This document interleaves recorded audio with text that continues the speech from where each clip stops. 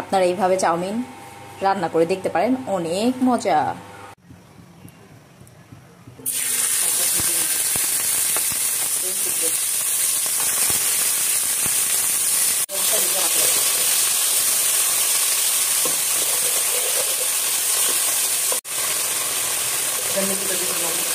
এখানে জল করে হবে পরিমাণ মতো, যতটুকু মাংস চল্লিশ হবে আমরা 1 চা চামচ পরিমাণ, মানে এখানে আদা রসুন সবগুলো একসাথে। হ্যাঁ, আদা রসুন আর জিরা আর গোলমরিচের গুঁড়াটা বেটে নেওয়া একসাথে। এটা তো দোষ চাউমিন হওয়ার আগে আমি খেয়ে ফেলাম।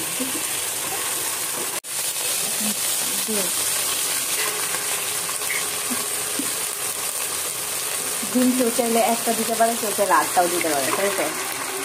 ডিম যার যে কটা মনছে। আর ডিমটা এখন দেওয়ার কারণটা হচ্ছে, ডিমটা আমি যতক্ষণ আমার ভেজিটেবলগুলো নাড়বো ততক্ষণ পর্যন্ত ডিমটা একটু ভালো মতো ভাজা ভাজা হয়ে যাবে, তখন একটা ভালো একটা টেক্সচার আসবে, ভালো একটা টেস্ট আসবে। আচ্ছা ঠিক আছে, ওকে। ভেজিটেবলগুলো দিয়ে দেবো, এখানে গাজর আর কিছু বরবটি আমি দিতে পারছি। এটা কি সিদ্ধ করা? না, সিদ্ধ করা না, এটা যখন আমরা ভাজবো ভাজতে ভাজতে এটা সিদ্ধ হয়ে যাবে। আপনারা চাইলে ক্যাপসিকাম বা আদার্স ভেজিটেবল যে কোনো কিছু আপনাদের মন মতো ইউজ করতে পারেন। আমার কাছে এখন বাসার মধ্যে অলরেডি শুধু বরবটি আর গাজরই ছিল, আর বরবটি আর গাজর দিয়ে কাজ চালাই দিতেছি।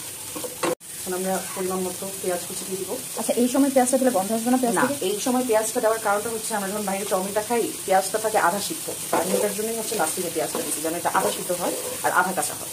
আচ্ছা আচ্ছা। কিন্তু এটা থেকে কোনো গন্ধ আসবে না, ওটা আরো একটা মানে কি বলবো মাসি মাসি একটা ফ্লেভার আসবে, খুব মজা লাগবে। একটু ধনিয়ার গুঁড়া, সামান্য পরিমাণে একটু মরিচের গুঁড়া, এগুলো যে যতটুকু খাই আর কি। হ্যাঁ, লবণ কিন্তু একবার দেওয়া হয়েছে। হ্যাঁ, লবণটা ওই যে যখন আমি মাংসটা ইয়ে করতেছিলাম, চিকেনের ব্রেস্ট পিসটা যখন আমি ভাজতেছিলাম তখন আমি দিছি হালকা একটু লবণ, বিকজ এই মাংসগুলোর ভিতরে যেন লবণটা ঢুকে ভালো মতো। আচ্ছা আচ্ছা। আর এখন যেটা দিচ্ছি এটা হচ্ছে নুডলস আর সবজি এগুলোর মধ্যে যেন ঢুকে যায় লবণটা। কারণ এখন চুলার আঁচটা লো আছে, লো মিডিয়াম হিটে, যেন আমার সবজিগুলো সিদ্ধ হয়েছে। দিয়েছিলাম নুডলসের চাউমিনের জন্য, ওটা এখন আমরা চাউমিন দিয়ে দিব। আমি এখানে 2টা চাউমিন নিয়েছি। সবজিটার মধ্যে ওদের টেস্ট মেকারটা দিয়ে দিব। হ্যাঁ, এটাই তো চাউমিনে থাকা মশলাটা অ্যাড করলা, তাই না?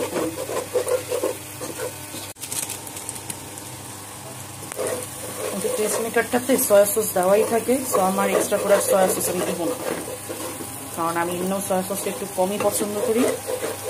যারা পছন্দ করে তারা এটা এক্সট্রা যদি মন চায় দিতে পারো।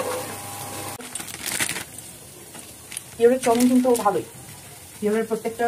আমার কাছে কিছু ড্রাইড ভেজিস ছিল, আর ড্রাইড ভেজিসের মধ্যে আবার অরিগানো থাকে। আমি যে কোনো নুডলসের সাথে আবার এটা খাই, আমার খুব ভালো লাগে। লাইক এমনি টেস্ট মানে বাড়ানোর কিছু না, টেস্ট বাড়াবে আপনার রান্নার উপর ডিপেন্ড করবে। আমার কাছে জাস্ট ভালো লাগে, এটা দিলে মজা লাগে আমার কাছে, এক্সট্রা দাঁতের নিচে পড়ে, তাই আমি দিয়েছি। আপনাদের মন চাইলে আপনারা দিতে পারবেন, না চাইলে মন চাইলে স্কিপ করে দেবেন, না চাইলে মন চাইলে। এখন আমি কয়েকটা কাঁচামরিচ পেড়ে দিয়ে দিব, হাফ ফাড়া করে দিব, ফুল ফাড়বো না, যেন বিচিগুলো যেন না বের হয়। মানে আধা মরা করে দিবে, পুরোপুরি মারবে না, যেমনটা আমার জীবনের সাথে করেও।